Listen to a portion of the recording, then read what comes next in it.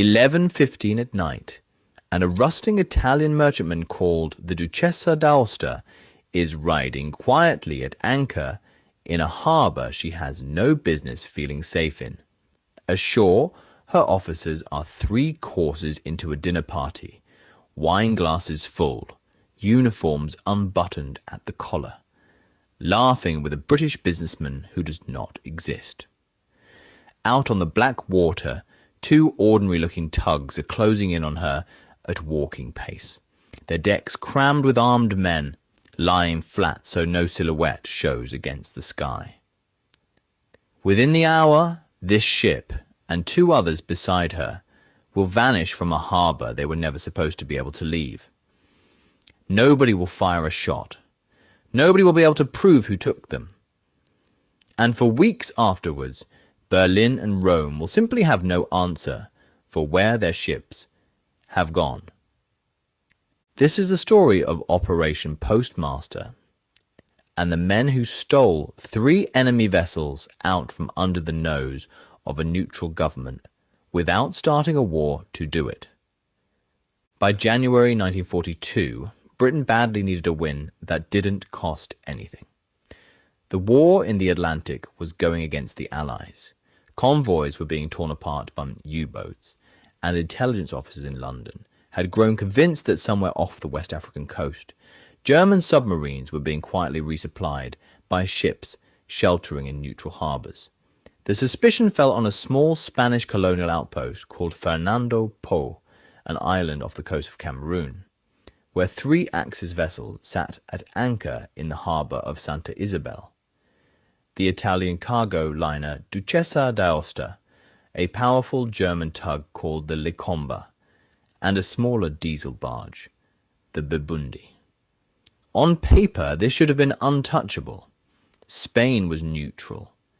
General Franco's government had already flirted with joining the Axis, and any British attack on ships sitting in Spanish territorial waters risked handing Berlin exactly the excuse it needed to push Spain into the war. The Royal Navy could not simply sail in and take them. The local British colonial authorities in West Africa, when they got wind of what was being proposed, refused outright to support it, calling it a flagrant breach of Spanish neutrality that could blow up in everyone's face. So the job fell instead to an organization barely 18 months old, one most regular officers still regarded with suspicion bordering on contempt. The Special Operations Executive, and a small half-formed unit within it, calling itself the Small-Scale Raiding Force. Their commander was a 30-something former regular officer named Gustavus March-Phillipps, a man with a reputation for reckless enthusiasm and a genuine taste for operations that sensible people considered impossible. His second-in-command was Geoffrey Appleyard, a former ski champion turned commando whose calm under pressure would become one of the operation's quiet advantages. Neither man had any legal authority to do what they were about to attempt. Neither man, if captured, could expect anything resembling official protection. This was to be, in every sense that mattered, deniable. The idea had been forming for months. An SOE officer named Leonard Guise had been watching the harbour at Santa Isabel on and off since the previous summer, and in August 1941 he had submitted a plan for seizing the ships. The Duchessa d'Aosta in particular worried British planners, not just because of her cargo, which included wool, hides, tanning materials, copra, crude asbestos fibre, and, more valuably, over 11 million ingots of electrolytic copper, but because she was fitted with a powerful radio transmitter capable of reporting on Allied shipping movements passing the coast. Approval finally came from the Admiralty in November 1941, but only after considerable argument, and even then with the understanding that if it went wrong, London would deny all knowledge of it. To get there at all March-Phillipps and his men had already spent months at sea.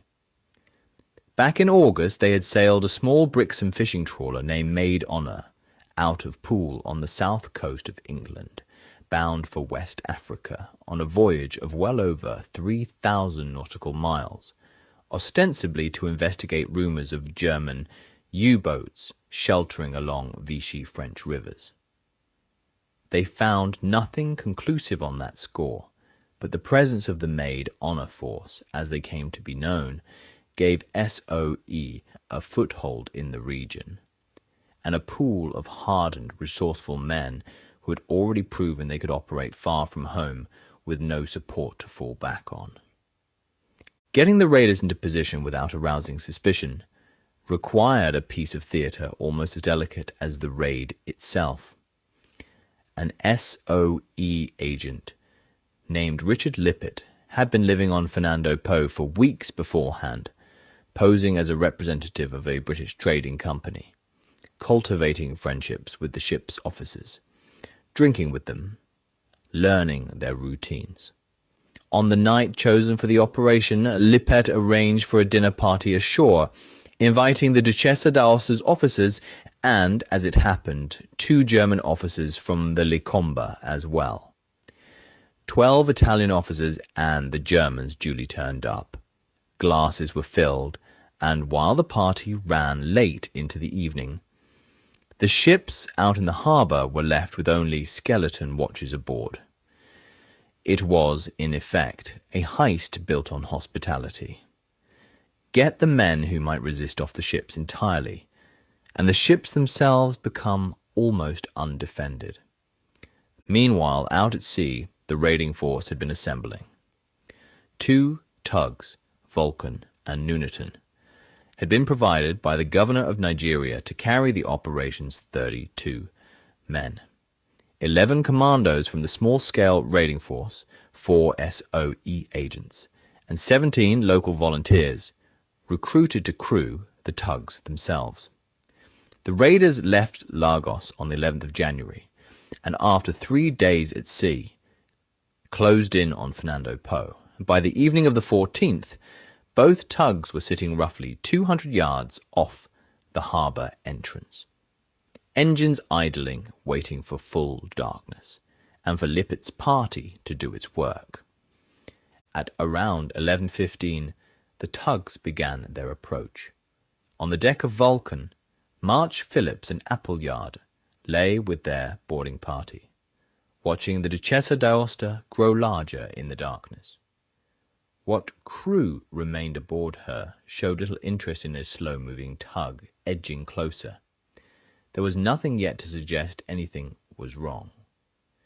At the same time, from Nuneaton, a party under Captain Graham Hayes set off in small collapsible canoes, known as folbots, paddling silently towards the Licomba and the Bibundi, which lay moored together nearby. It was here that the operation came closest to unravelling, before it had properly begun. A watchman aboard the Bibundi spotted the canoes approaching and challenged them. For a moment the entire raid hung on a single lie. The raiders called back that they had the ship's captain with them, returning aboard. It was enough. The watchman relaxed, the canoes closed the last few yards, and Hayes's men scrambled up onto the deck. The 2-man watch crew, realizing too late what was happening, simply abandoned ship over the side rather than fight. With the Bibundi secured, the raiders moved fast. Charges were fixed to her anchor chain, and the tug Nuneaton was brought alongside to take both the Bibundi and the Licomba under tow. Over on the Duchessa d'Aosta, 11 men from Vulcan had swarmed aboard, one party rigging demolition charges to her anchor chain, while a second searched below decks, rounding up what crew remained into makeshift prisoners. There was no gunfight, no dramatic struggle. The ship simply changed hands in the dark, quietly, while the men who should have been defending her were 3 streets away finishing their wine. At the appointed moment, the charges went off together, severing the anchor chains in a single, deliberate blast, rather than the slow work of raising anchor by hand, which would have taken too long and risked discovery. The explosions could not go unnoticed, and for a few tense minutes, it looked as though the entire deception might collapse.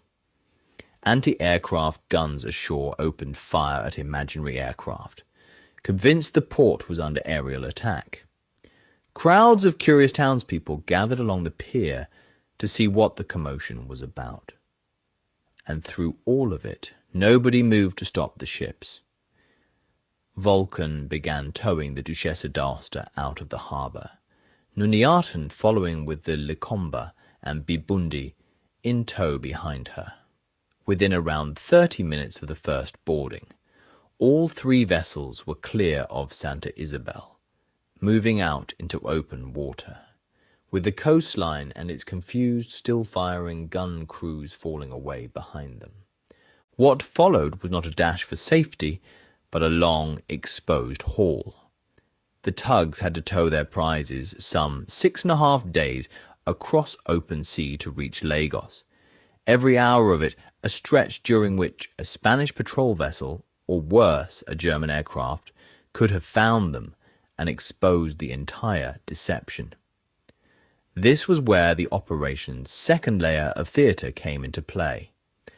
As the tugs and their captured ships approached British waters, the Royal Navy corvette HMS Violet was sent out to meet them with orders to discover the Duchessa d'Aosta and Licomba drifting, apparently abandoned in international waters. It was a fiction, and everyone involved in staging it knew it was a fiction. But it gave London just enough cover to claim, when the inevitable Spanish protest arrived, that the ships had simply been found adrift and taken in under the ordinary law of the sea, rather than cut out of a neutral harbour by armed men. Nobody in Madrid believed it, of course. Spanish officials protested vehemently, under pressure themselves from Berlin and Rome, demanding answers for how 3 Axis vessels could simply disappear from a supposedly secure neutral port. But protest was one thing, proof was another, and Britain's cover story, threadbare as it was, gave the Foreign Office just enough room to shrug and insist the ships had been found derelict rather than stolen. Franco's government fumed, but with no hard evidence of a British commando raid on Spanish soil, and no appetite in Madrid for a diplomatic rupture over 3 merchant vessels, the matter was allowed to subside rather than escalate. The nightmare scenario London had feared, that a botched or exposed raid might tip Spain into the Axis camp, never materialized. For the men who had actually pulled it off, there was no such ambiguity about what had happened, even if they could never speak of it publicly.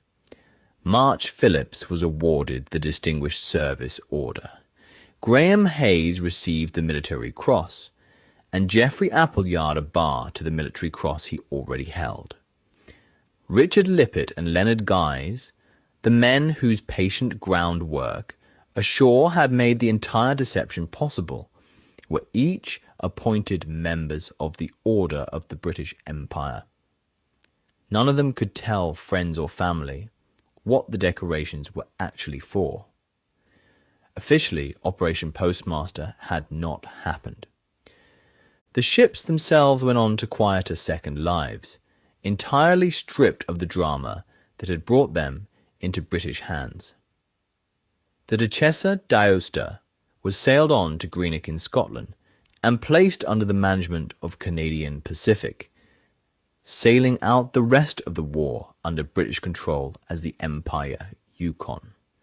Her copper and other cargo now feeding the Allied war effort rather than the Axis. The Licomba passed into the management of Elder Dempster Lines, later renamed Malakal, and eventually sold on to Liberia after the war. The Little Maid Honor, the trawler that had carried the raiders across 3,000 miles of ocean to make the whole operation possible in the first place, was left behind in Lagos and eventually sold on to the Sierra Leone government as a converted working trawler. Her part in one of the war's strangest raids, quietly forgotten by everyone except the men who had sailed her. For March-Phillipps, Postmaster proved to be the high point of a career that would end only months later. He continued to lead the small-scale raiding force on cross-channel raids against the French coast through the summer of 1942, building a reputation as one of the most fiercely committed, if reckless, commando leaders of the war.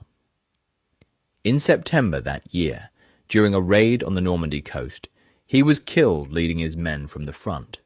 The same instinct for direct, uncompromising action that had carried the tugs into Santa Isabel harbour finally costing him his life. His death was a heavy blow to the unit he had built, almost from nothing. And within 3 months, the small-scale raiding force itself was disbanded. Its surviving members absorbed into other commando and special forces units, carrying what they had learned into the next phase of Britain's irregular war. What Operation Postmaster left behind was harder to measure than a wrecked U-boat or a captured beachhead, but it mattered all the same. It proved at a moment when SOE's critics in the regular military establishment still dismissed the organization as amateurish and dangerous, that a handful of properly prepared men, backed by patient intelligence work and a willingness to lie, convincingly to the entire world afterwards, could reach into a supposedly secure neutral harbour and simply take what they had come for. No shots fired in anger, no lives lost on either side, and an enemy left for weeks afterwards with no explanation at all for how 3 of their ships had quietly ceased to exist. It remains one of the strangest thefts of the Second World War.